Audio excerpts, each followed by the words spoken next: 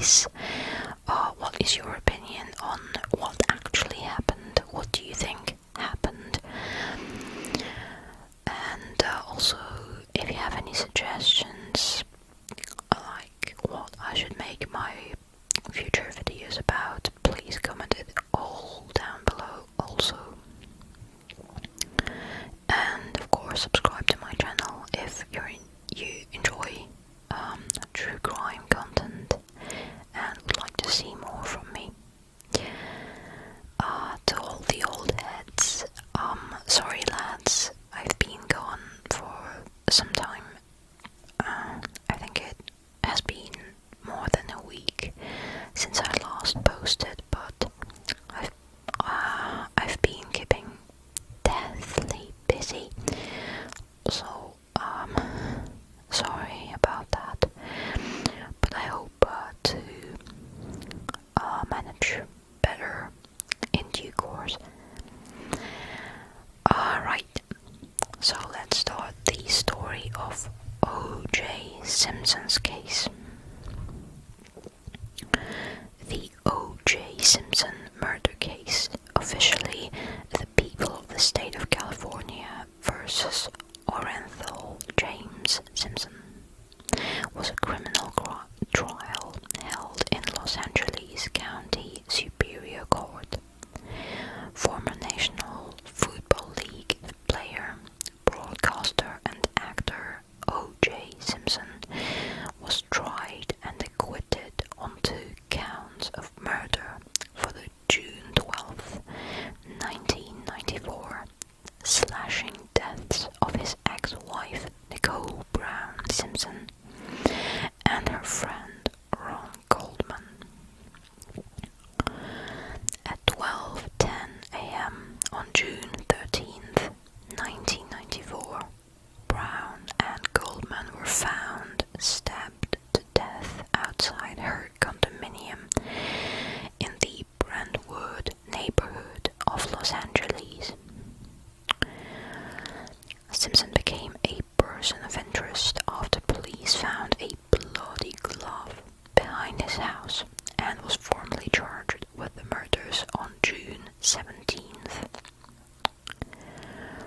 When he did not turn himself in at the agreed time, having previously been released after perfunctory questioning by police detectives, he became the object of a low-speed pursuit in a white 1993 Ford Bronco, owned and driven by his friend A.I. Cowlings.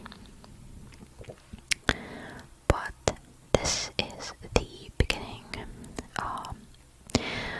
Just the most common thing to say about this case, that it has been described as the most publicized criminal trial in history. There was also a season of American Crime Story about O.J. Simpson's case, which depicted, well, I think pretty accurately and definitely very broadly this case.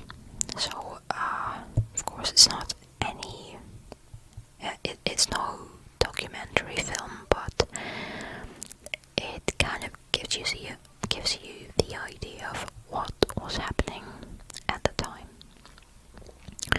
Now let's read a timeline of the trial of the century.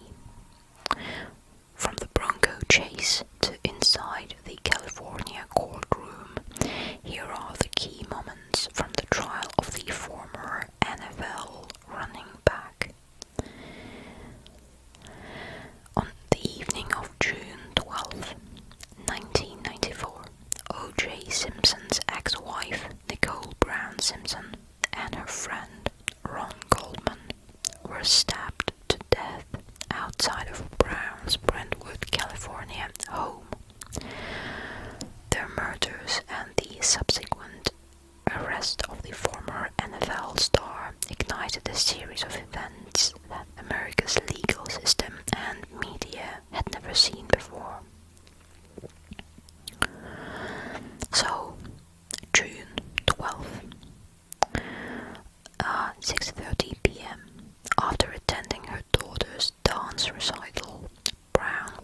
has dinner with friends and family at the Brentwood restaurant Metaluna, where Goldman works as a waiter. Brown's mother accidentally leaves her eyeglasses at the restaurant, and Goldman volunteers to stop by Brown's house to drop them off. 10:41 p.m. to 10:45 p.m. Brian Cato Kalin, who is Simpson's house guest at his Rockingham mansion, just a couple of miles down the road from Brown's home, hears a thumping noise on the opposite side of his wall and goes outside to investigate. 10:50 p.m. to 10:55 p.m. A neighbor spots Brown's white Akita by itself, barking with bloody paws. 11:01 p.m. Waiting since 10:25 p.m. Limousine driver Alan Park sees Simpson exit his house. A few minutes later, Park drives Simpson to the Los Angeles International Airport for his flight to Chicago. 11:45 p.m. Simpson takes off to Chicago. Next day, June 13th, O.J. Simpson becomes a suspect. 12:10 a.m. Brown's dog leads neighbors to the dead bodies of Goldman and Brown, which lie near the gate. 4:15 a.m. Simpson checks into a hotel in Chicago. 4:30 a.m.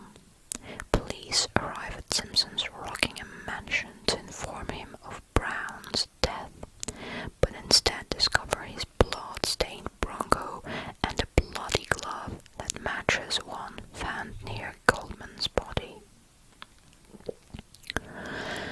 10:45 a.m. With a search warrant in hand, the police search Simpson's mansion and find even more blood traces on the property, including in his Bronco. 12 p.m. Returning to Los Angeles after being informed of Brown's death, Simpson arrives at his mansion, where he's handcuffed and then taken to the police station, where he's questioned for hours. Of course, because of the bloody stains around his house and due to the bloody glove found at his friend Cato's house. June 15th, Robert Shapiro becomes O.J. Simpson's attorney, replacing Howard Weitzman. Defense attorney Robert Shapiro takes over as lead counsel for Simpson. June 16th, Nicole Brown Simpson and Ron Goldman's funerals. Simpson and his two children attend Brown's funeral. A funeral is also had for Goldman. Next day, something weird. June 17th, the Bronco chase. Simpson gets charged for the murders of Brown and Goldman. Although he originally promised to surrender to authorities, Simpson flees and becomes a fugitive. He's later spotted off the freeway, driving his white Bronco with his friend A.I. Cowlings in the driver's seat. Fans began to line the freeways to cheer him on. As helicopters follow Simpson's Bronco, an estimated 95 million people watch the 60-mile pursuit on TV, famously interrupting the broadcast of the NBA Finals. So that was clearly something way out of ordinary. Simpson ultimately surrenders at his house a little before 9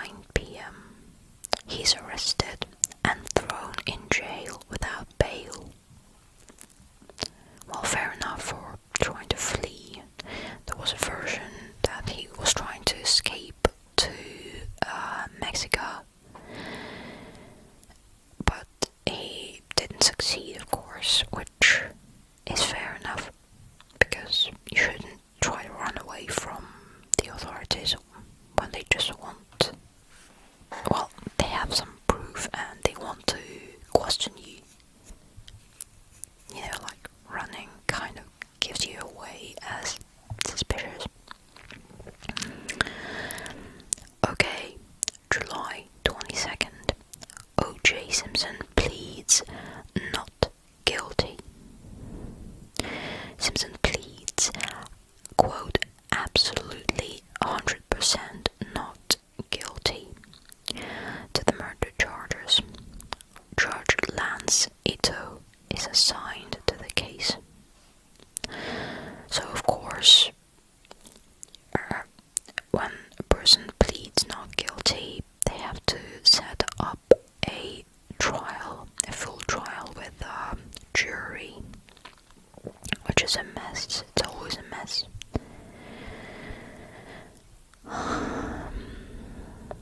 Alright. September 9th. Prosecution wants life without parole. Prosecution decides not to pursue the death penalty and instead seeks life without parole for the defendant if he is convicted. November 3rd. The jury is selected. So, by the amount of time that it took them to choose the jury, almost 2 months. You can see this process is very messed up, very complicated. So the jury is selected, the initial jury is selected and is made up of 4 males and 8 females.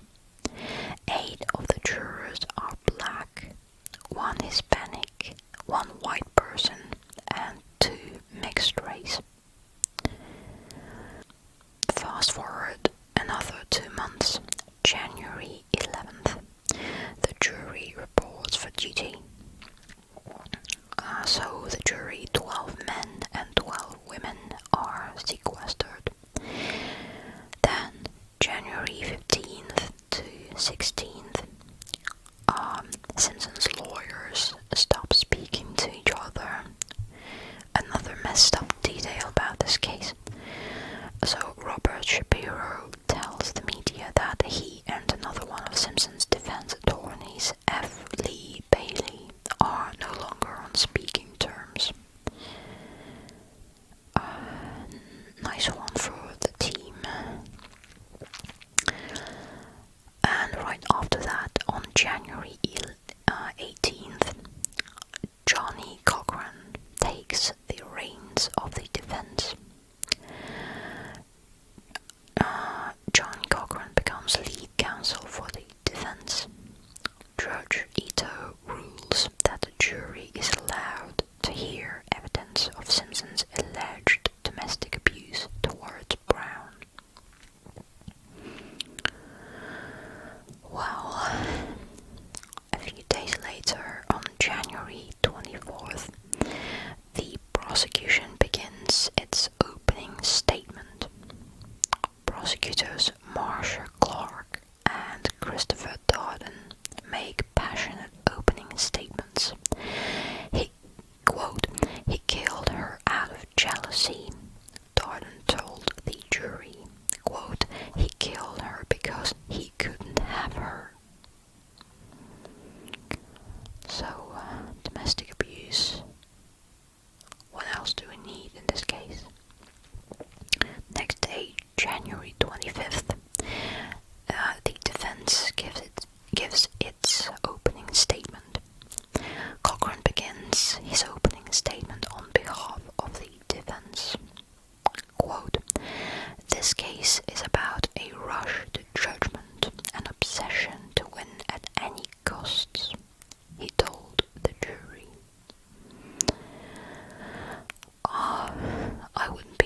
I would be quite concerned if I heard something like this at the beginning of a very controversial trial. Well,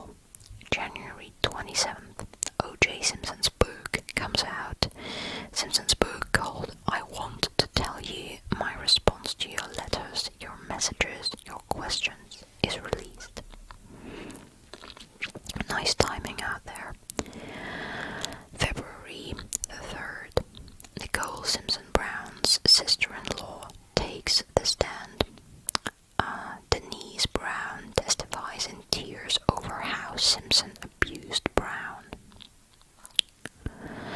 February 12th. The jury visits key locations. The jurors take a field trip to Simpson's Rockingham home and Brown's house, now labeled as a crime scene. Fast forward another month. March 13th. Mark Verman says he's not racist.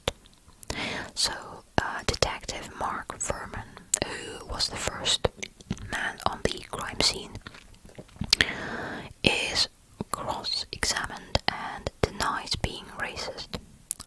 He also objects to the defense's theory that he undermined the investigation by tampering with evidence. So there was a question about him taking some pieces of evidence home for the night and returning them only in the morning, which was weird enough. Soon after that, on March 21st, Cato Kalin, friend of O.J. Simpson, takes the stand again. For a second time, Kalin makes the stand and describes how he spent his evening with Simpson just hours before the double homicide occurred. April 4th. Dennis Fung confesses crime scene wrongdoings. So criminologist Dennis Fung admits that proper protocols were not entirely enforced at the scene of the crime, which of course undermined the prosecution's work. Fast forward another month, May 10th. The DNA evidence is presented. The DNA testimony begins, and jurors learn one day later that 1 in 170 million people, including Simpson, would have the genetic characteristics as a drop of blood that discovered at the crime scene. So, a pretty thin chance, if you ask me. June 15th. O.J. Simpson tries on the leather gloves. Darden, one of the prosecutors, has Simpson try on the leather gloves in front of the jury. Simpson puts them on and declares them too tight. But basically, he could put them on. He actually pulled them on. But yeah, they were tight for his hands, but they fit. They fitted. Fast forward another, oh my god, almost 3 months. August 29th. Tapes are released of Mark Verman saying racial slurs. The jury hears old taped recordings of Verman making multiple racial slurs, which he had denied ever having done during his cross-examination, so he lied, and also bragging about his enforcement of police brutality. So Mark Verman was the first detective on the crime scene, and he had been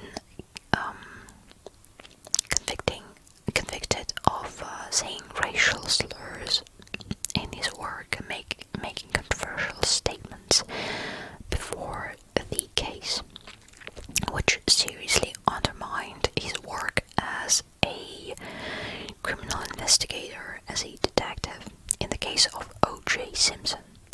And as I have already mentioned, the case was very much politicized, and a lot of it revolved on the question of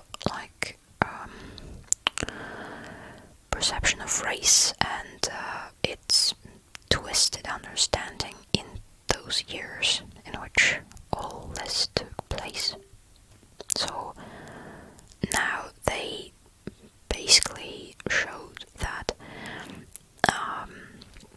the detective might have tampered with the case because he had some prejudice against O.J. Simpson,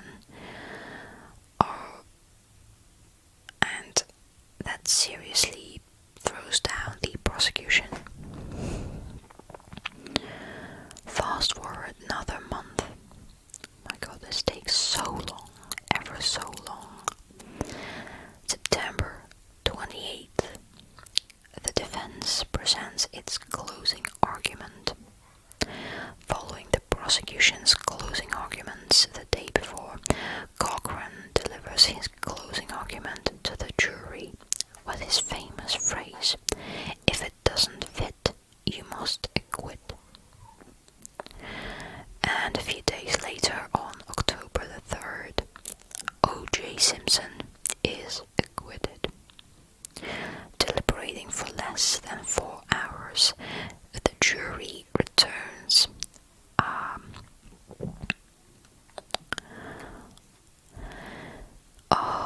with a verdict of not guilty on 2 counts of murder. And Simpson is a free man, so he walked free.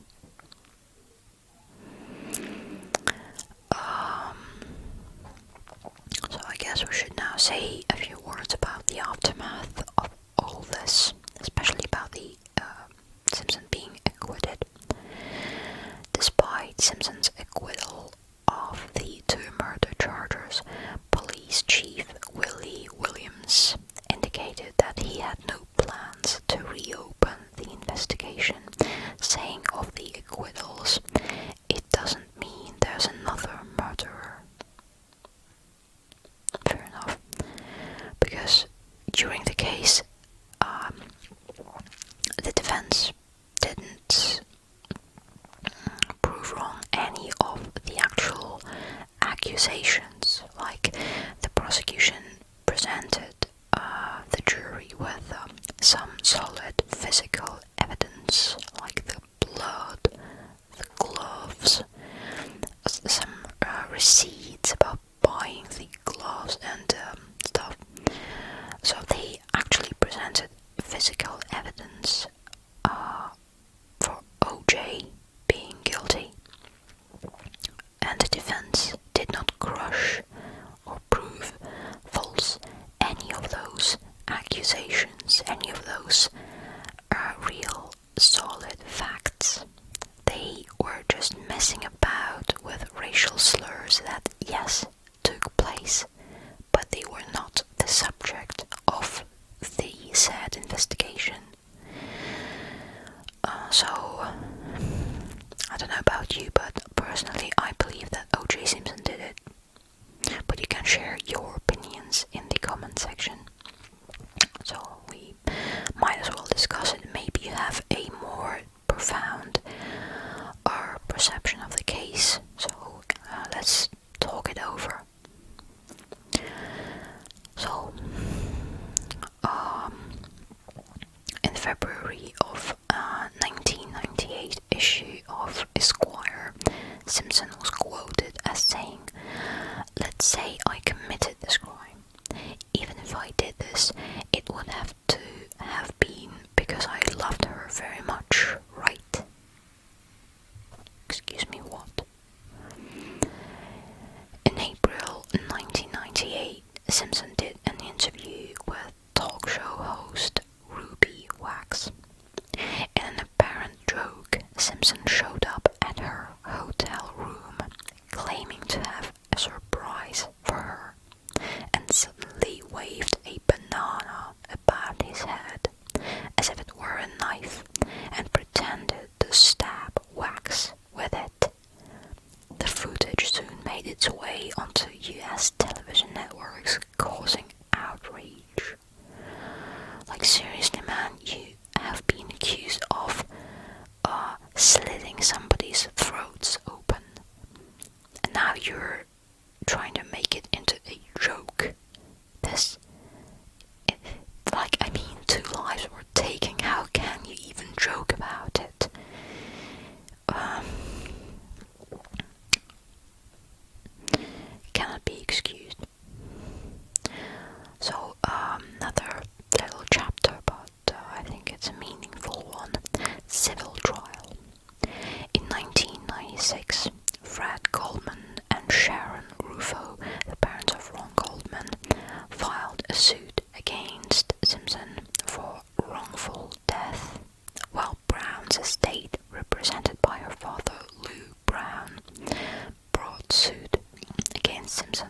a survivor suit.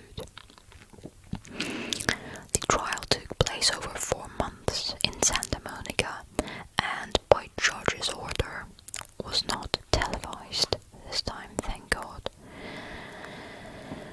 The Goldman family was represented by Daniel Petrocelli, with Simpson represented by Bob Baker.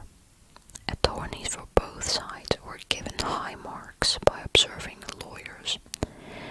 Simpson's defense in the trial was estimated to cost $1 million and was paid for by an insurance police on his company, Oriental Enterprises.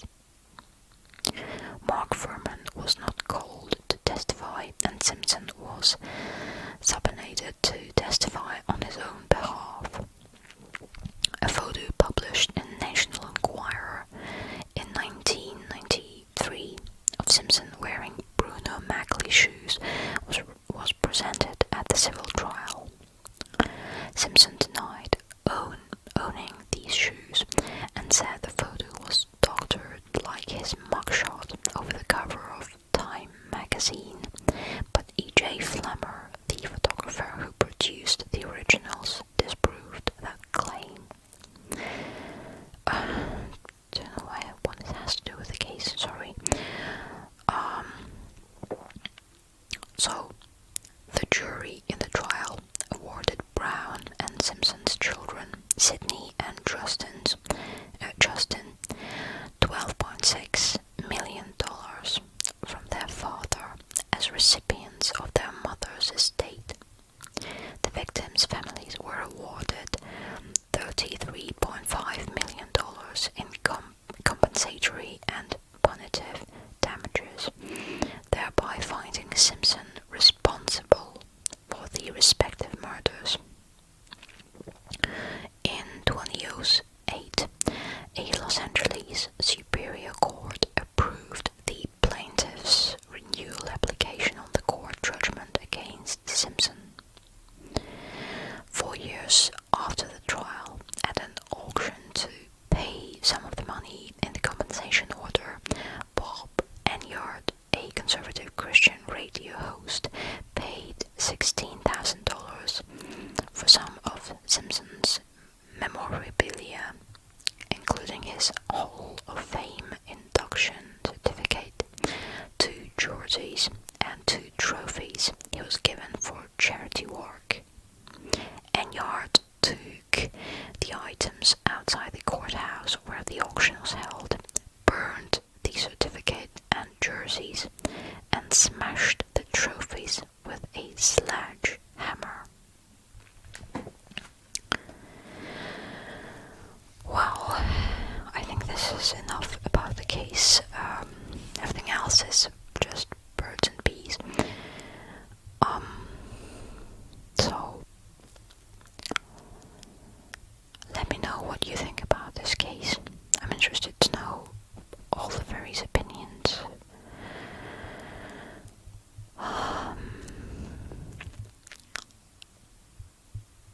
I don't know what else to say, so I leave all the rest of the sayings to you guys. So please let's make a discussion in the comment section, and at this I say my goodbyes. Thank you for listening, and thank you for stopping by and just staying around. I hope to be able to post at a more regular rate, like at least once a week. It's just finding it very hard, like my med school is kind of tough. Yeah. So, blah blah blah, nothing else to say. Thank you again. Like, subscribe, comment down below about your opinions, and share this video